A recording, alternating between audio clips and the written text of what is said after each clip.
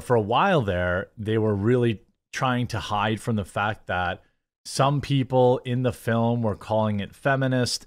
Other people in the film were saying it isn't feminist. The funny story was, a bunch of the female actresses in the movie said, oh yeah, it's definitely a feminist triumph. It's a feminist movie, blah, blah, blah, blah, blah.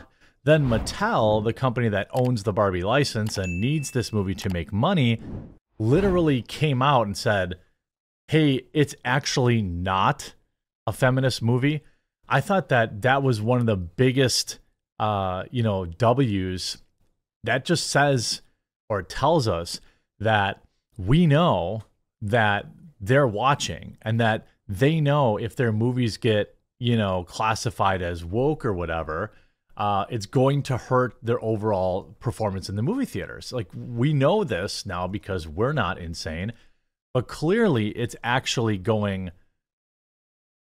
it's getting up to the top decision makers, top men and women. And so it's really interesting to watch, initially see them completely scramble once it got called that. Now, on the 4th of July, Greta Gerwig, the director or whatever, dubs it a humanist movie. They're so desperate to avoid that feminist label because they know it'll cost them $100 million at the box office. Think I'm kidding? Look at The Little Mermaid. Think I'm kidding? Look at all the other woke disasters that have hit Hollywood in the past 6 months alone. Hollywood knows that people are done with a lot of this, woke garbage and, messaging, and men are sick of seeing male characters be shells of their former self. We're watching it play out in real time with Indiana Jones, essentially a feminist film that makes Indiana Jones a tired old loser, broken shell of a man that's constantly cowering in a corner. You can see while Mattel executives may have distanced themselves from the feminist themes in Greta Gerwig's Barbie movie, the director has had her say as well. All this stuff, by the way, they didn't have to say any of this stuff about the movie. It would have been it would have performed very well if they just didn't say any of this stuff. Like, even so I have a twin sister. I grew up knowing more than I care to admit about Barbie. When I saw the trailer, I was like, this looks like a fun movie. Probably have a lot of goofs and gaffes, and I'll probably watch it. And now all this stuff's come. I'm just out. It's so easy, isn't it, nowadays? It's so easy to just not watch it. It's so easy to just watch.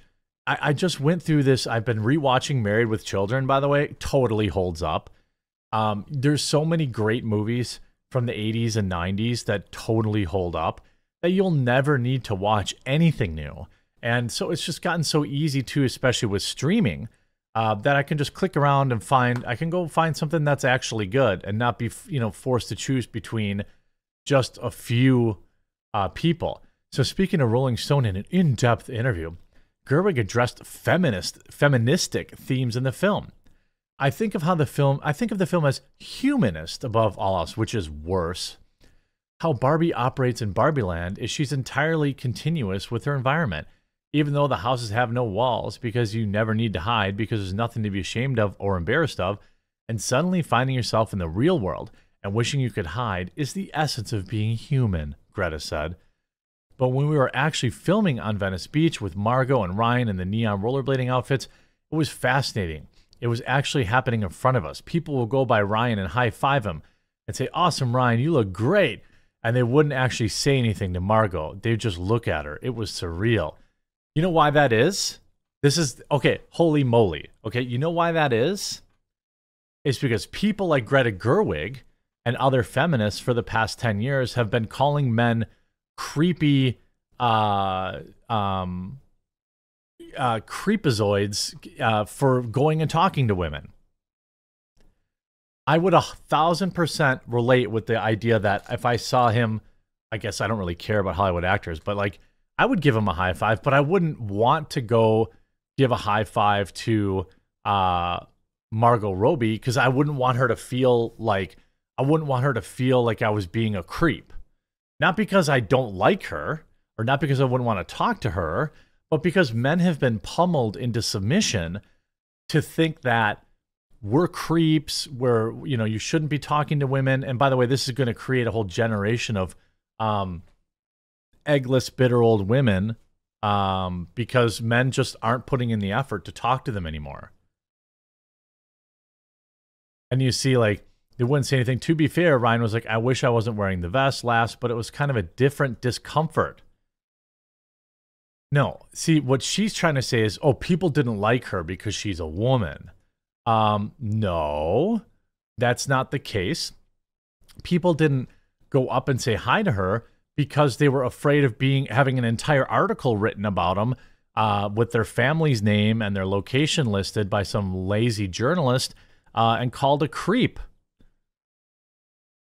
Then Ted Cruz now shreds Barbie movie for including Chinese propaganda map. You know why they did that is because they want to make sure that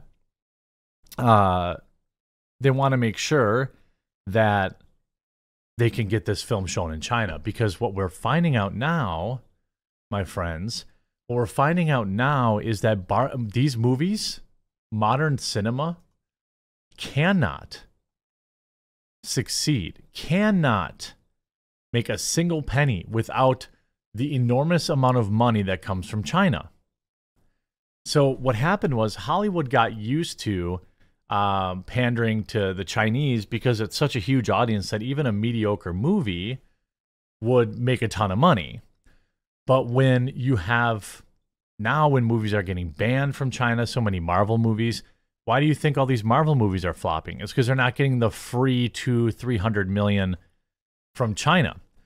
Now, Senator Ted Cruz unleashed boxed up anger at the Barbie movie for including what his office called Chinese communist propaganda in the anticipated summer blockbuster of July 21st. The Margot Robbie-starred film came under fire for its pro-China on-screen representation of islands in the South China Sea that are disputed and have been the subject of two separate military campaigns back in 1974 and 1988, both between Vietnam and China.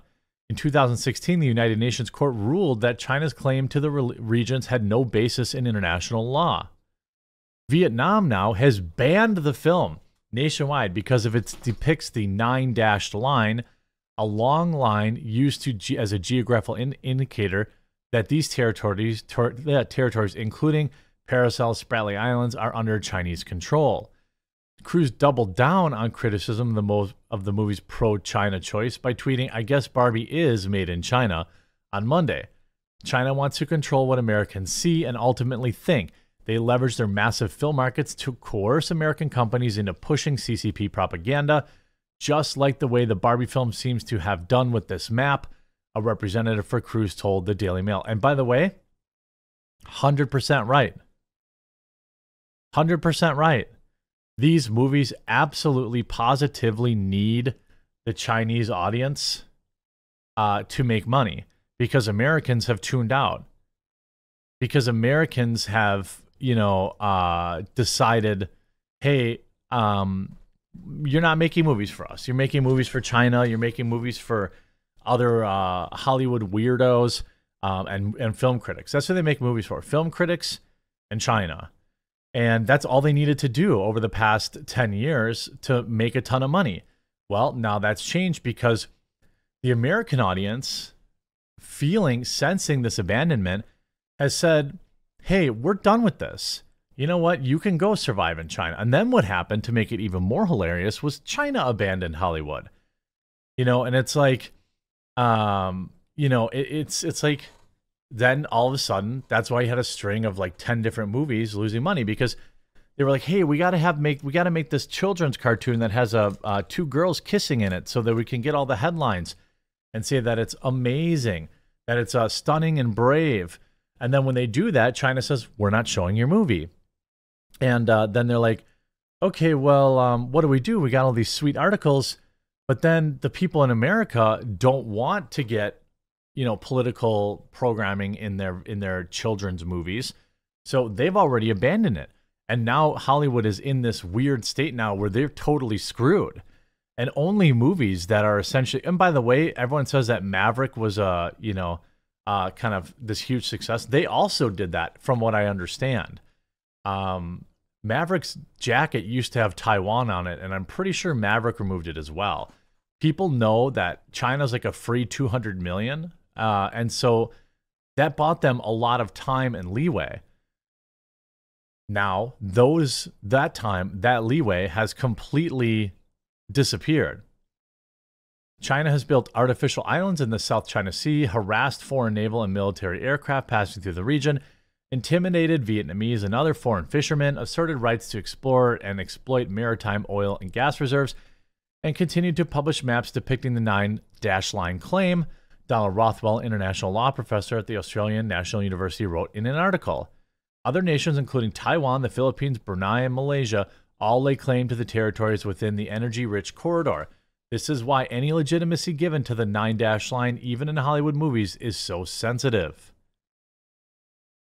That was a deliberate choice by the Barbie movie, and now you've got the feminist stuff going on. Now you've got it's starting to get banned from certain countries. Now what will be great is if the movie then gets banned in China too as a result of this, as a result of the pushback.